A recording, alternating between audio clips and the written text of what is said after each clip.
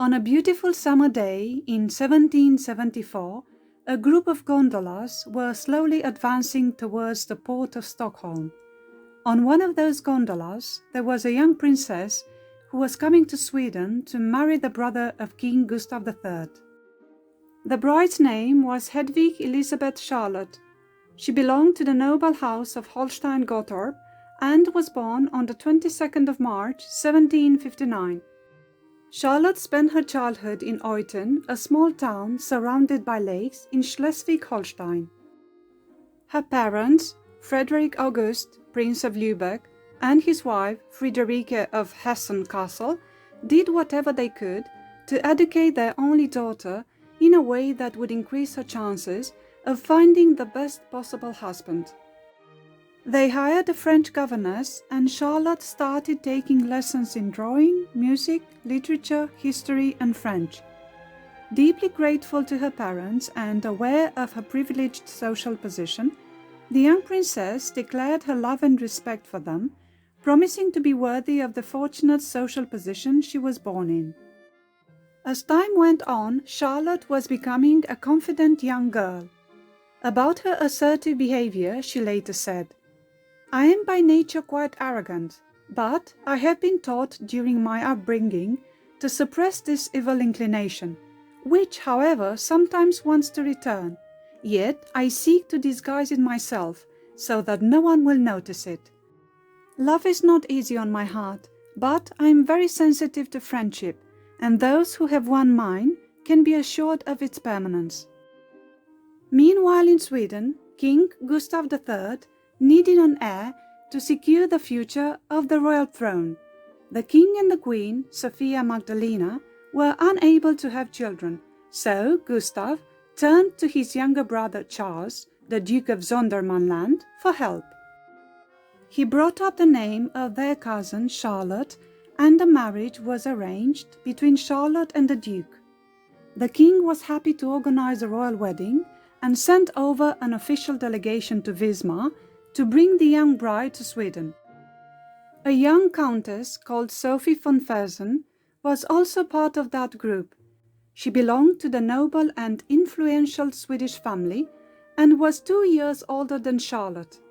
It did not take long for the two young ladies to become friends. About their first meeting, Charlotte said, "From the very moment I saw Sophie Fersen, our hearts met in mutual sympathy. There was a harmony between us, which time, habit, trust, and the uniformity of two emotional souls only helped to make it more and more steady." Charlotte and Sophie forged a close bond that would last for years.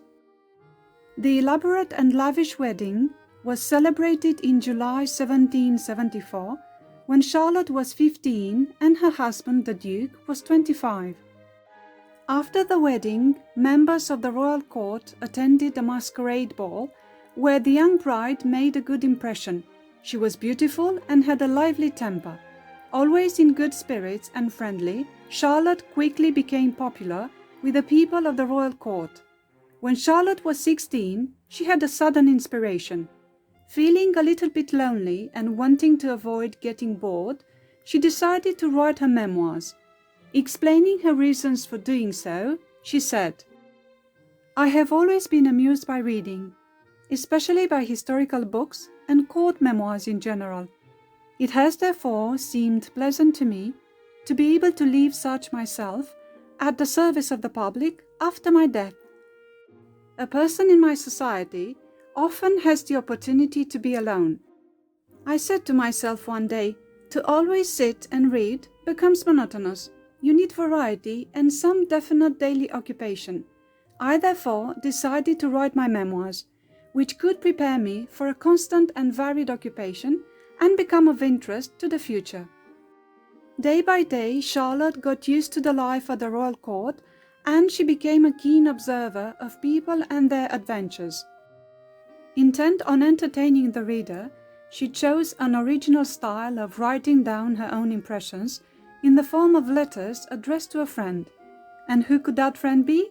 Who else but Sophie von Fersen? Charlotte explained her objective, saying, "Writing a diary would certainly become so monotonous that I could not bear to continue with it. I have therefore chosen a way which is less demanding than memoirs, but more entertaining than a diary, and which seems to me more pleasant and less troublesome. I think that is the easiest way to get away from the criticism, and so Charlotte embarked on her life project. Months passed, and the Duchess was not able to fulfill the purpose of her marriage, to give birth to a prince. Eventually, the king and his wife had a son, Gustav Adolf, born in 1778, and the pressure on Charlotte diminished. In the meantime, her husband was preoccupied with his numerous mistresses, and Charlotte seemed to let him do whatever he pleased, but that led to the couple having separate lives. Feeling neglected, the Duchess also sought the company of other men. Charlotte's private life was intense and rumors of affairs abounded. She adapted well to life at the royal court, with its French manners, extravagant fashion, and loose morals. Charlotte was really enjoying herself, but her vivacious nature and relaxed behavior were frowned upon by her mother-in-law and the Queen. The Duchess spent her time writing, dancing, hanging out with her friends and with Sophie, who became her lady-in-waiting and her close companion. Increasingly gaining confidence, Charlotte got involved in a plot aimed at removing the king from power, hoping that her husband could take over and reign as monarch. She sided with the Duke and the von Fersen family to dethrone the king in 1789, unsuccessfully though. A few years later, Gustav III was assassinated, and Charlotte's husband became regent for his nephew, Gustav IV Adolf. When Charlotte was 38, she became pregnant, but sadly she had a failed pregnancy, and the following year she had a son who survived only a week. At 50, Charlotte became queen when her husband was crowned King of Sweden as Charles XIII in 1809 following a coup.